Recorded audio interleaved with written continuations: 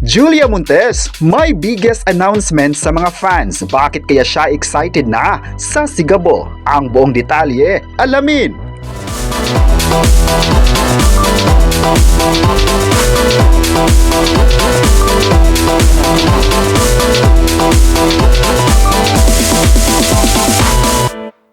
Hindi basta-basta nagpapadala sa pressure sina Coco Martin at Julia Montes pagdating sa next chapter ng kanilang matagal ng relasyon.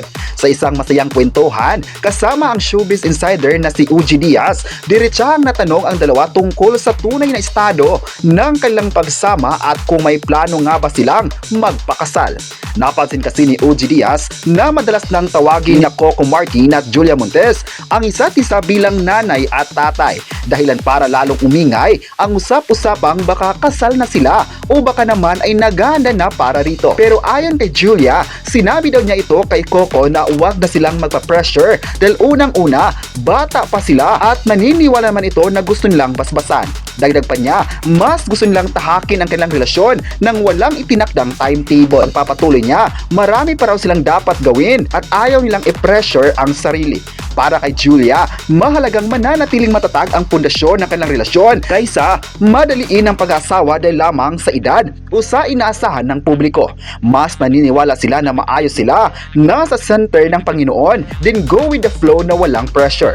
May mga kaibigan din daw sila na kung kailan nagpakasal ay tsaka nagka-problema. May fear daw siya sa mga ganung bagay. Samantala, isa pang revelasyon ang nagpabigla kay Uji Diaz sa panayam at ito ay tungkol sa usaping pera. Laking gulat kasi ng talent manager nang ibinunyag ni Coco na si Julia pa mismo ang unang nagbanggit tungkol sa prenuptial agreement sakaling dumating ang araw ng kanilang pagpapakasal. Paliwanag naman ni Julia, praktikal lamang siya at naniniwalang mahalagang maprotektahan ang pinaghirapan ng bawat isa. At kung may isang katangiang lubos na ipinatuwa ni Coco tungkol sa kanyang partner, ito raw ang pagiging independent at maingat sa pagtitiwala. Dahil dito ay marami sa mga fans niya ang napabilib sa kanyang naging pahayag.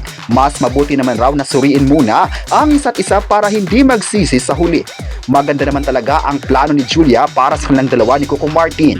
Marami naman sa social media ang nagsabing the best talaga ang kanilang tandem dahil nagustuhan ng lahat. Kahit anong mga series ang gagawin nito ay pasado para sa lahat ng viewers. Marami talagang aabangan ng mga Kasigabo fans dahil magtatagal pa ang kanilang team up at ihanda na ang sarili sa dubling kilig at aksyon. Ngayong oras ay nakatutok na ang lahat sa susunod na tagpo ng Sigabo na magpapagulat sa mga manunood. Paano pa magkakaayos ang pamilya ni Sam at Gabo, lalo pat connected ang kanilang mga karakter.